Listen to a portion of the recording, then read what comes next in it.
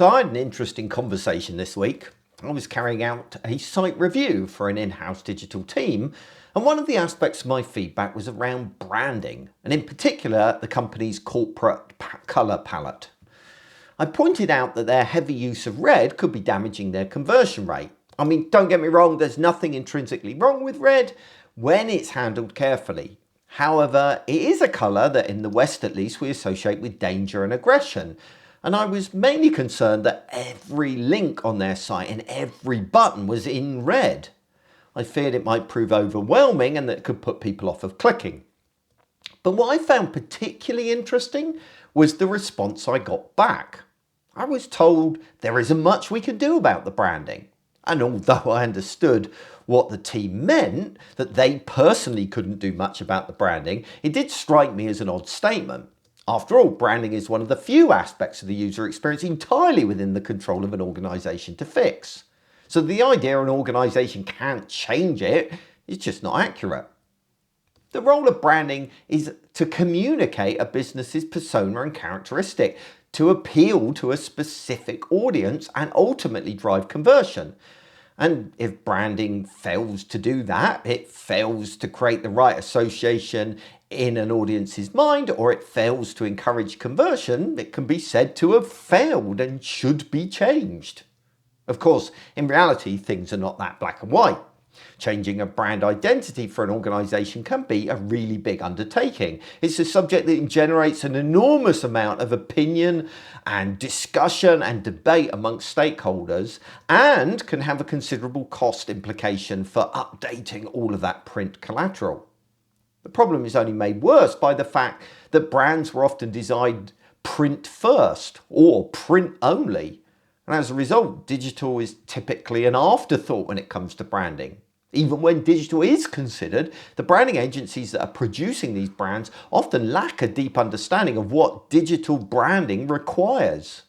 All too often, brand identities involve logo designs that are inappropriate for the web, fonts designed for print, and colour combinations that appear either too dark or too light when viewed on screen rather than in print.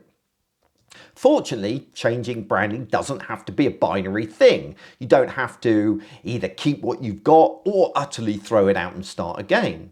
When a brand needs updating to work better online, it rarely involves throwing out the existing branding entirely and starting from scratch.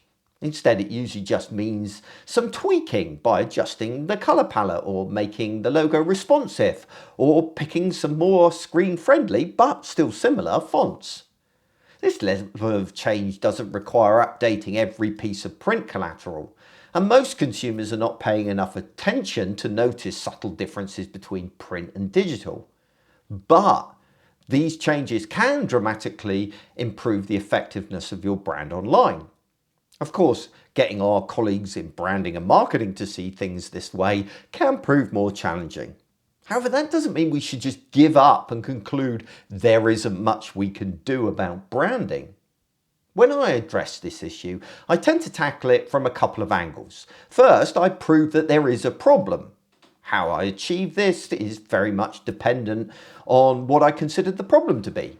If I think the brand is creating the wrong impression online, I tend to run a survey that asks consumers what words they would associate with this particular branding.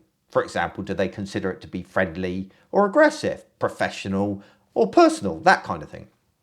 If I'm worried about the impact the brand is having on conversion, I'll run some A/B tests to see how a tweaked version of the brand performs in comparison. Second, I take the time to explain why the brand is causing these problems online without necessarily challenging the brand in its entirety. Nothing will annoy brand managers more than saying that the entire brand design sucks. However, they will be more open to you saying that it needs tweaking online because of the unique nature of the web. Typically, these conversations focus on lower resolution that you get on screen compared to print, or that the logo is not quite working as a result, or the typeface can be hard to read online because of that lower resolution. However, I also talk about how screen affects colour and how we perceive colour. as I said earlier, that dark colours will appear darker and light colours will appear lighter on screen than they do in print. And how these kinds of colour combinations online can create buzz or even accessibility problems that wouldn't happen in print. Generally, if you combine some kind of evidence with a bit of computer science explaining how branding works online, brand managers are more receptive to making changes as long as those are limited to online only and there is still some degree of continuity between online and print. That said, there really is a broader point here that's nothing to do with branding at all. What worried me the most about the response I got back from my client wasn't that they didn't think the branding could be adapted. Instead, what worried me was they'd given up on challenging aspects of the experience that were failing. They saw it as an fait accompli. And I see this all the time amongst in-house teams. They become beaten down to the point where they accept so many constraints that are placed on them as unmovable. We can't change the branding. The legacy technology is unfixable. Compliance says we can't do something. The list just goes on and on. In truth, nothing's off limits. Everything is up for discussion. It'll come down to whether the benefits of changing these things can justify the effort that would have to go into making them happen. And through testing and robust arguments, you can demonstrate that the benefits are substantial while also making the changes required as small as possible. Easy. Okay, so maybe it's not easy, but it's certainly a lot more satisfying to try than to glumly accept all the constraints imposed on us by others.